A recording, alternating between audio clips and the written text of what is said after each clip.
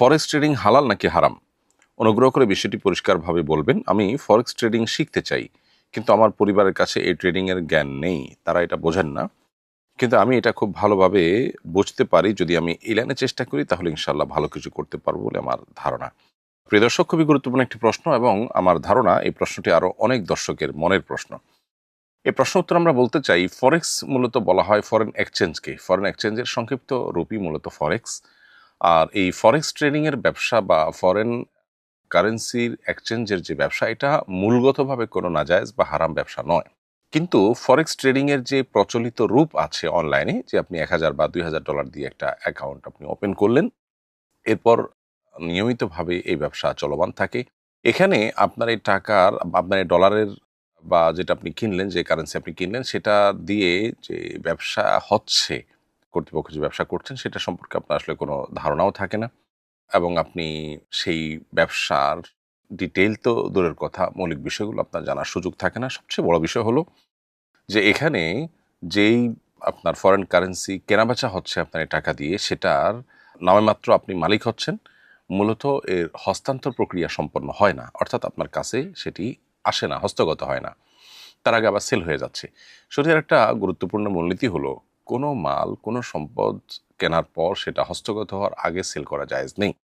এরকম আরো অনেকগুলো বিষয় আছে এখানে, যে বিষয়গুলোর কারণে ফরেক্স ট্রেডিং এর প্রচলিত রূপ এটি শরিয়া দৃষ্টিকোণ থেকে জায়েজ নয়। এমনিতে ফরেন কারেন্সির ব্যবসা, এক্সচেঞ্জের ব্যবসা মৌলিকভাবে জায়েজ আছে, কিন্তু অনলাইনে এভাবে ফরেক্স ট্রেডিং যেভাবে করে, এই প্রক্রিয়া কেনাবেচা জায়েজ নয়। বিধায় আপনাকে এই পদ্ধতির বাইরে অন্য কোনো উপায়ে ব্যবসা আপনাকে করার চেষ্টা করতে হবে। আপনি নিয়মতান্ত্রিকভাবে লাইসেন্স নিয়ে আপনি নিয়মতান্ত্রিকভাবে যথাযথভাবে আপনি ফরেন কারেন্সি কিনে তারপরে সেটা বিক্রি করলেন, সেখান থেকে প্রফিট করলেন, সেটা জায়েজ আছে। কিন্তু এর বাইরে আপনি ফরেক্স ট্রেডিং বা এ জাতীয় আরো যেগুলো আছে ডে ট্রেডিং টাইপের, এগুলোতে আপনি ইনভেস্ট করলে সেটা জায়েজ হবে না। এ বিষয়ে আল্লামা তাকি উসমানী সাহেব হাফিজাহুল্লাহ সহ আরো অন্যান্য ওলামা ইকরামের ফতোয়া রয়েছে। বিস্তারিত আপনি জানতে পারেন বাংলাদেশের অর্থনীতি, ইসলামিক ফাইন্যান্স এবং ইসলামী অর্থনীতি বিষয়ক একটি গুরুত্বপূর্ণ প্রতিষ্ঠান আইএফএ কনসালটেন্সি, তাদের বিস্তারিত একটি ফতোয়া রয়েছে এই মর্মে। সেখান থেকে আপনি আরো ডিটেল জেনে নিতে পারবেন। দীর্ঘদিন ধরে আমি জিনের আসর সংক্রান্ত একটি সমস্যায় আক্রান্ত। একজন কবিরাজ বলেছেন তিনি একটি স্বর্ণের আংটি পরিয়ে দিবেন। এটি ব্যবহার করলে নাকি আমি সুস্থ হয়ে যেতে পারি। পুরুষের জন্য তো মনে হয় স্বর্ণ ব্যবহার করা জায়েজ নয়।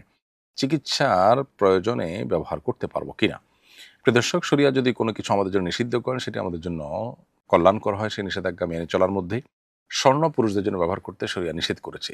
আমি জানি না এখনো বৈজ্ঞানিক কোনো গবেষণায় পুরুষদের জন্য স্বর্ণ কোনোভাবে ক্ষতিকর প্রমাণিত হয়েছে কিনা, বৈজ্ঞানিকভাবে প্রমাণিত হয়েছে কিনা। এই প্রশ্নটি এই জন্য আনছি যে আমরা আজকাল কোরআন এবং হাদিসের কোনো আদেশ নিষেধের পক্ষে বা অনুকূলে যদি বৈজ্ঞানিক কোনো গবেষণা পাই, তখন সেটি আমাদের ইমানকে অনেক বেশি বৃদ্ধি করে দেয়। জাস্ট এটুকু।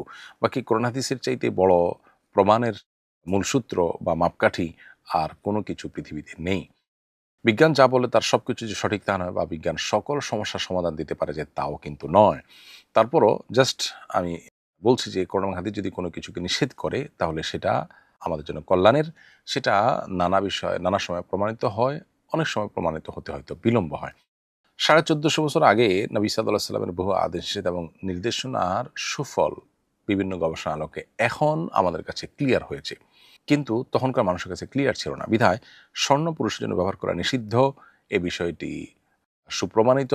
এবং পুরুষের জন্য এটা ব্যবহার করা ক্ষতিকর, সেটা দুনিয়ার ক্ষতি হোক, আখিরাতের ক্ষতি হোক, ক্ষতিকর সন্দেহাতীতভাবে। বিধায় পুরুষের জন্য এটা ব্যবহার করা জায়েজ নয়।